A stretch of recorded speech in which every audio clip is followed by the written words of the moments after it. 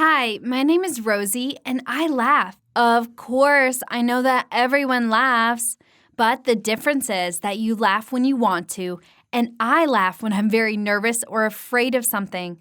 And when I laugh, I get even more nervous, and that makes me laugh more and more.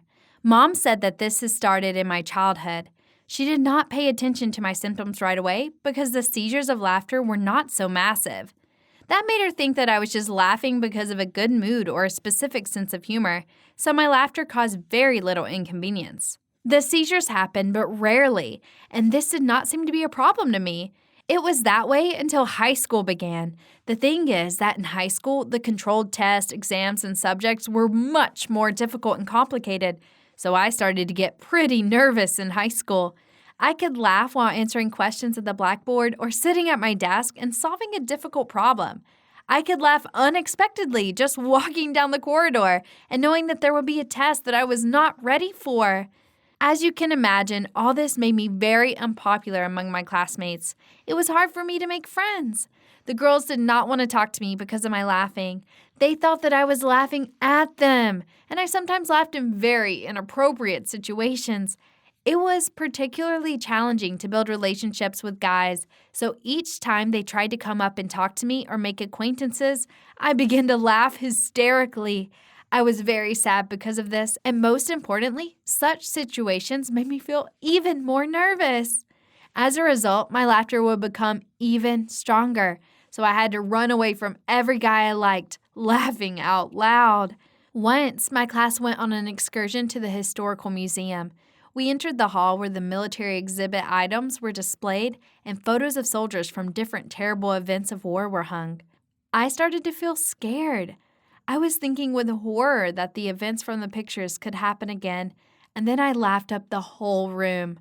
Of course, all my classmates and other visitors of the museum and its staff looked at me as if I was crazy. I saw their judging eyes, but I continued laughing. People asked me to stop, yelled at me, and I just kept laughing with renewed vigor. I was laughing and crying at the same time. I didn't know how to stop, and besides, I just couldn't stop. I just ran away. I was running through the corridors of the museum with crazy laughter. My powerlessness hurt me terribly. At home, I saw my dad with a phone in his hand. The school teacher had already called and told him that such behavior was unacceptable. He calmed me down. After that, my dad took me to the hospital. We were received by Dr. Johnson. He told us that my illness was very rare. The doctor advised me to avoid places and situations where I might be scared or from which I might start to worry. And if such a situation happened, then I had to count to 10 and breathe deeply. He prescribed antidepressant medications for me and told me that they should help. I started taking the medicine, and it really helped. I was less nervous in the classroom, and the seizure of laughter happened much more rarely. In cases when excitement or fear took over, I began to count to 10 and breathe deeply. Life became much easier. I managed to graduate from school and even go to college. There, I could start a new life because no one saw me laughing like crazy. Nobody looked at me suspiciously anymore. I even met a guy named John. John played basketball, had excellent grades, and he was handsome. I was happy with him. Although my seizures of laughter didn't disappear, they really became less common after I met John. But they still happened to me from time to time. Once in the store, I dropped a glass jar and started laughing again. But John was not happy. He felt embarrassed with the store employees. He took my hand and led me out of the store. Meanwhile, I was able to calm down with counting and breathing. John said that there was nothing funny about this. Well, I knew it wasn't funny. When we went to the movies, we were asked for our tickets in front of the entrance. The tickets were in my email. I entered my email and I saw that it was empty. Then I remembered that I had just cleaned it and I accidentally deleted the tickets as well. When I realized that I had screwed up, I started laughing very loudly again. I tried to stop it, but I couldn't. All these people in line staring at me and John seemed to be angry and ashamed. I did what I could. I hid in the bathroom and I didn't leave until I calmed down. Had that John only made things worse by sending me angry messages. As soon as I calmed down, I went out to him. He looked at me very reproachfully. John made me promise that anything like that would not happen again. Of course, I could tell him everything, but I didn't want him to date me just out of pity. I had to keep my secret. John was a basketball star in college. Once he invited me to his game, the game took place in another college. I put on his t-shirt to support him. We were in the same t-shirts, like a real couple. John and I went to the game together for 2 quarters. John kept throwing each of the balls right into the basket. In short, he was cool. Sports commentators highlighted him quite often, but fate had granted me a surprise. The t-shirt of my boyfriend's team uniform caught the attention of the local host. He came up to me with a microphone to interview me. This turned out to be a surprise to me. The host just put the microphone to my mouth and asked who I came to cheer for. I was able to say into the microphone that I was there to cheer for John. Then I heard my words echo throughout the hall. I looked up and saw myself on the huge screen where my image was displayed, and you probably guess what happened next. The situation made me really nervous. The host continued asking questions until I interrupted him with my loud, hysterical laugh. The laugh was not just loud, it was deafening because it was heard from huge speakers. I looked at John with my eyes and I saw his glance. At that moment, he was not angry but rather disappointed in me greatly. I did what I do best. I just ran away. I called my dad to ask him to take me home, but when Dad picked up the phone, he heard only my laughter. Still, he knew where I was and he came for me. At home, I sat on bed, being completely broken. I looked at the score of John's game, and it turned out that they lost 76-42. It was a huge surprise for everyone because they were leading the first 2 quarters.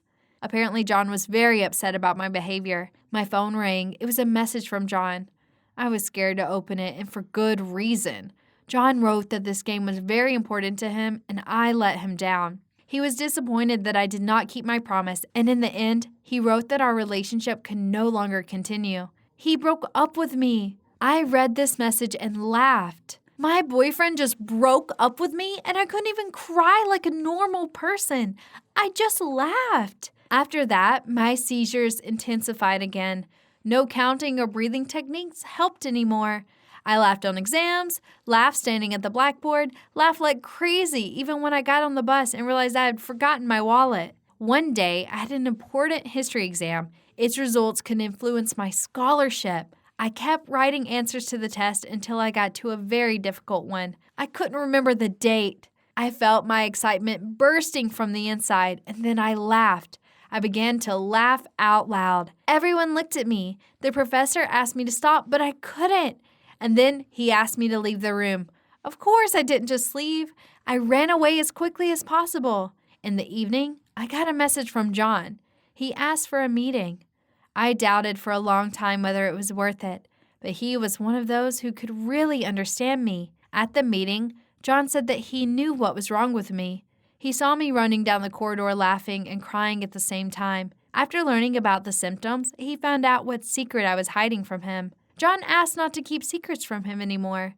We became a couple again, and my seizures of laughter became less often. I think it's thanks to John because I feel calm and confident near him. Tell us about your worries in the comments. Maybe this is something frivolous and not worth wasting your nerves on.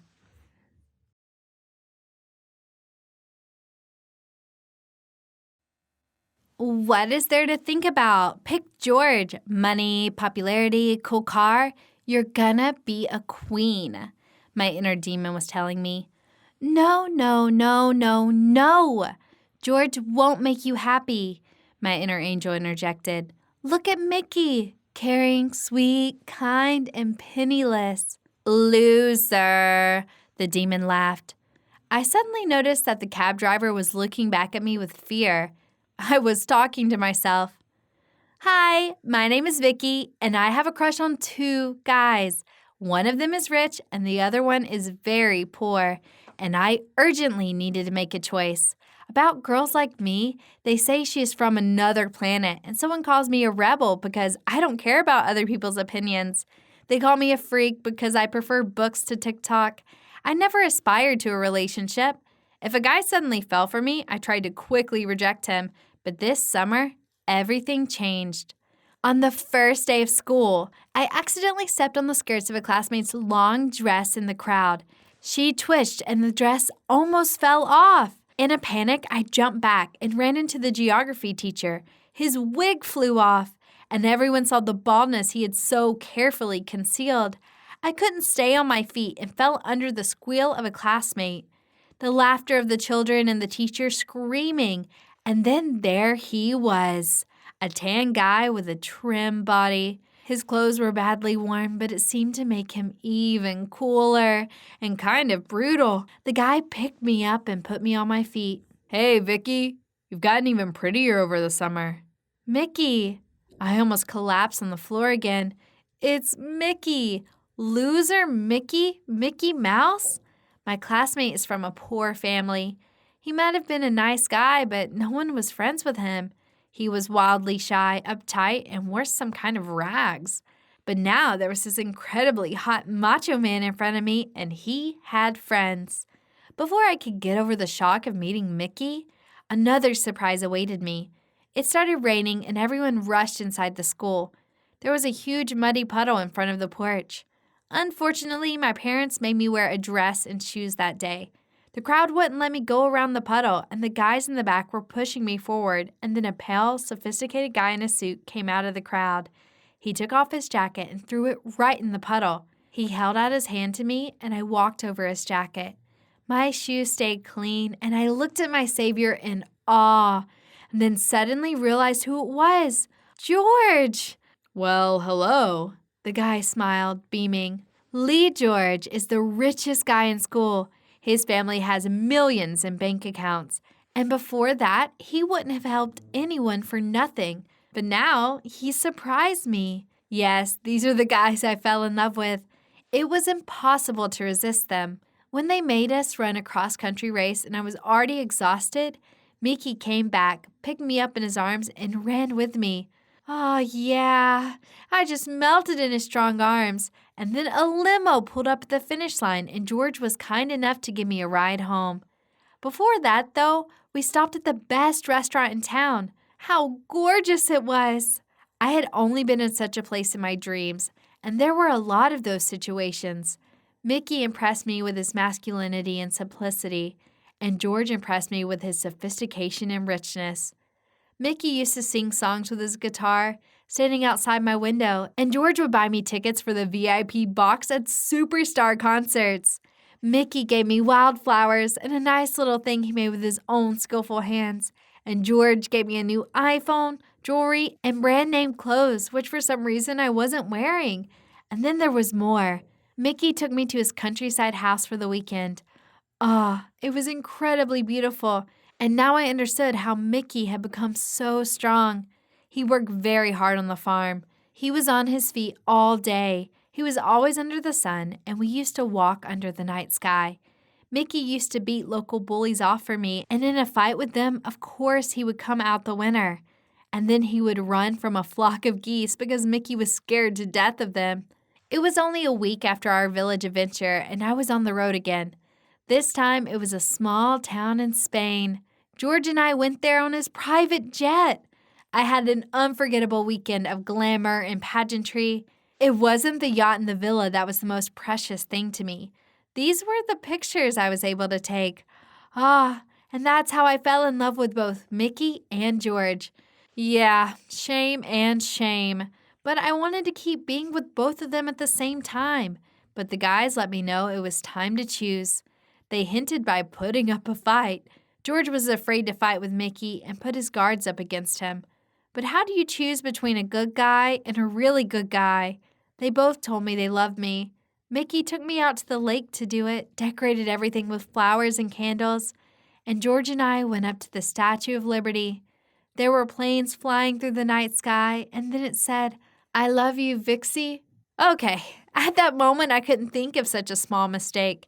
Then George handed me a globe. A globe? That's a strange gift, and I laughed nervously. "Baby, I'm giving you the whole world. Just point your finger and you'll be there." That was the moment that stuck in my mind most vividly. I'm going to have the most amazing pictures from all over the world. Mickey, of course, is very sweet and romantic, but all I can do with him is take pictures of geese and run away from the local bullies every weekend. So I made my choice. I drove up to a luxury mansion. I started my story in a taxi.